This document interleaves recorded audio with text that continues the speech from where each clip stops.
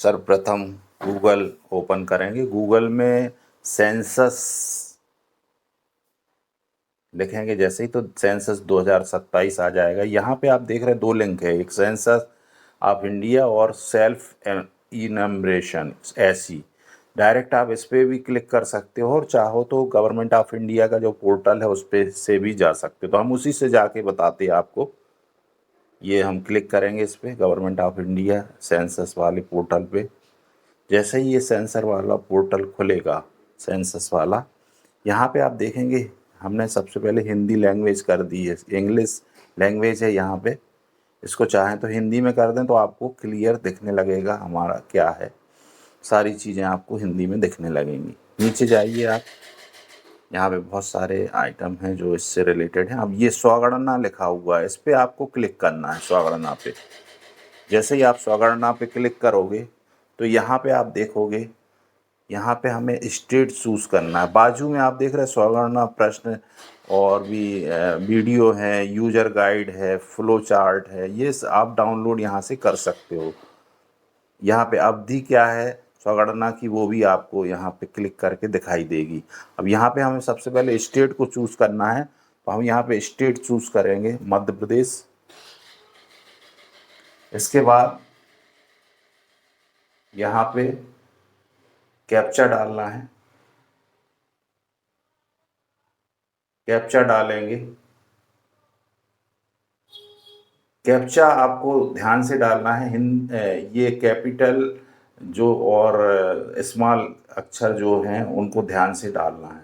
जैसे ही आप क्लिक करेंगे तो ये वेलकम स्वागत है मैसेज आएगा, इसको ओके कर दीजिए। अब यहाँ पे आपको अपनी स्टेट को चूज़, आपका स्टेट देखिए अपने आप आ रहा है, मध्य प्रदेश चूज़ किया है। अब यहाँ पे हमें head of the house hold का नाम डालना है, जो भी मुखिया है घर का उसका नाम डलेगा।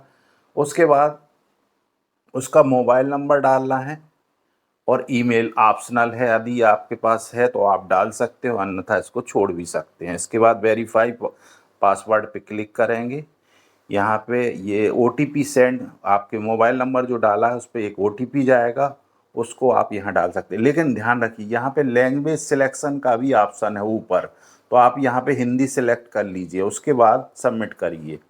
अब यहाँ पे आप जैसे ही क्लिक करेंगे तो आप देखेंगे आपको 1 से लेकर 6 तक चीज़ें दिखाई दे रही हैं। स्थान का विवरण, जनगणना, घर का विवरण, सामान्य जानकारी, सुविधाएं, परिसंपत्ति, पुनर्मूल्यांकन के बाद पुष्टि करें। ये सारी चीज़ें आपको एक एक करके एक एक स्टेप से आते जाएंगे, आपको भरते जाना है। बहुत ही आसान है, आपको भरने में कोई दिक्कत नहीं होगी।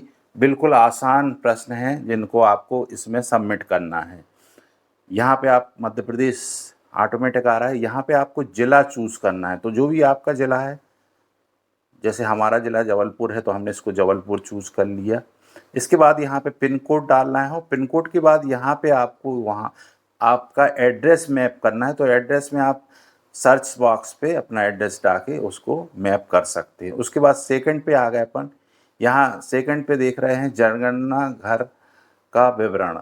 अब यहाँ पे आपका जनगणना मकान फर्श प्रयुक्त सामग्री क्या है उसमें, तो आप पक्की ईंट से बना हुआ है, पत्थर का है, लकड़ी बांस से बना हुआ है, तो हमने पक्की ईंट भर दिया। इसके बाद जनगणना मकान के दीवार की प्रयुक्त सामग्री क्या है, तो उसमें जो भी आपकी सामग्री हो, जैसे लकड़ी है, पक्की ईंटें हैं, मिट्टी कच्ची ईंट है, जो भी आपका है उसको आप जो आपकी जानकारी हो उसको आप सबमिट कर दीजिए। जैसे इसमें हम पत्थर, यहाँ पे हम इसमें से जो हमारा चूज़ है उसको हम चूज़ कर लेंगे। जैसे हमने कंक्रीट कर दिया है ना। अब इसके बाद ये सारे क्वेश्चन इसी से रिलेटेड हैं आपके। जैसे अभी इसमें हमने मान के चलिए पत्थर मसाला गारा के साथ, ये हमने इसको चूज़ कर सकते हैं, या फिर हम चाहें तो पक्की ईंट भी चूज़ कर सकते हैं। तो जो भी आपका आपको ऑप्शन में जो उचित लगे वो आप इसमें से भर सकते हैं। फिर जनगणना मकान की छत में प्रयुक्त प्रमुख सामग्री क्या है, आपकी जो छत है वो किस चीज़ से बनी हुई है, घास फूस से बनी है, बांस से बनी, लकड़ी से बनी, मिट्टी से बनी है, पक्की ईंट से बनी है, सिलेट से बनी या अन्य। तो यहाँ पे हमारी कंक्रीट से है तो हमने इसको कंक्रीट भर दिया। इसके बाद हम और नीचे जाएंगे, जनगणना मकान की स्थिति क्या है, अच्छी है, रहने योग्य है या जीर्ण शीर्ण है। इनमें से आपकी जो भी स्थिति है, जैसे हमारी अच्छी है तो हमने अच्छी भर दिया। इसके बाद हम हाँ पे क्लिक करेंगे तो अगला चरण पे पहुंच जाएंगे। जानकारी, ये सामान्य जानकारी है। इसमें आपको क्या बताना है, परिवार के मुखिया का नाम भरना है। सबसे पहले यहाँ पे व्यक्तियों की संख्या, तो टोटल हमारे परिवार में 4 लोग हैं, हमने 4 भर दिया। परिवार के मुखिया का नाम ऑटोमेटिक आएगा जो हमने पहले सबमिट किया हुआ था। उसके बाद यहाँ पे परिवार के मुखिया के नाम के साथ उसको हिंदी अंग्रेजी कौन सी भाषा है वो चूज़ कर सकते हो, मुखिया की चुनी हुई भाषा। इसके बाद यहाँ पे परिवार के मुखिया का लिंग, ठीक है, पुरुष महिला जो भी है। इसके बाद यदि आजा और अनुसूचित जाति और अनुसूचित जनजाति के हैं तो आपको इस पर क्लिक करना है, अन्यथा आप इसको अन्य में भर सकते हैं। इसके बाद इस मकान के स्वामित्व की स्थिति आपका क्या है, अपना है, किराए का है परंतु अन्यंत्र अपना मकान, किराए का, अपना कोई मकान नहीं है, अन्य। इनमें से आपको जो ऑप्शन लगे वो आप इसको चूज कर सकते हैं। रहने योग्य उपलब्ध कमरों की संख्या कितनी है, अब इसमें देखिए किचन और लैट्रिन बाथरूम छोड़ के आपको संख्या भरनी है। जो जिन कमरों में आप रहते हैं केवल उन उन कमरों की संख्या भरनी है। किचन और लैट्रिन बाथरूम को इसको छोड़ देना है कमरे कितने समय। इस परिवार में रहने वाले विवाहित दंपति कितने हैं, 1 हैं 2 हैं, उनको आप यहाँ भर सकते हो और सहेजें और आगे बढ़े पर क्लिक करें। यहाँ पे हाँ करके अब हम अगले चरण पे चले गए, सुविधाएं। अब आपके घर में क्या क्या सुविधाएं हैं वो आपको बतानी है। तो पेयजल का मुख्य स्रोत क्या है, तो हमारे यहाँ ट्यूबवेल है तो हमने ट्यूबवेल भर दिया। अन्य कोई आप इन स्रोतों में से देख लीजिए, जैसे नदी है, कुआं है, हैंडपंप है, इनमें से जो भी आप उचित समझें, जो आपको लगता है कि वो हमारे हिसाब से सही है वो आप भर सकते हो। पेयजल स्रोत की उपलब्धता परिसर के अंदर है, परिसर के निकट है, उसको भी भर सकते हो, दूर है। इसके बाद प्रकार के मुख्य स्रोत, तो बिजली है, क्या है, ऊर्जा के प्रकार के स्रोत भरने हैं। शौचालय की सुलभता केवल परिवार के उपयोग हेतु है कि अन्य परिवारों के उपयोग है या सार्वजनिक, इनमें से जो भी आप चाहें वो भर सकते हैं। शौचालय का प्रकार किस टाइप का है, शौचालय का प्रकार आपका क्या है, पाइप सीवर पद्धति है, सेप्टिक टैंक है या अन्य पद्धति है, तो सेप्टिक टैंक हम इसमें भर दे रहे हैं। इसके बाद और भी अन्य ऑप्शन दिए हुए हैं, 2 गाड़ा शौचालय, एकल गड्ढा शौचालय जो ग्रामीण क्षेत्रों में होते हैं, सर्विस शौचालय, ये सब अभी भर सकते हो आप।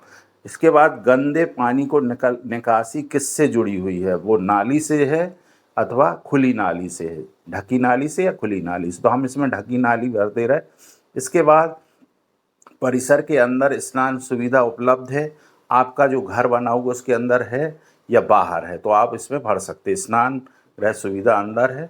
उसके बाद रसोई घर और एलपीजी पीएनजी गैस कनेक्शन उपलब्ध है, यदि है तो हाँ, नहीं तो आप इसमें नहीं है पे क्लिक कर सकते हैं।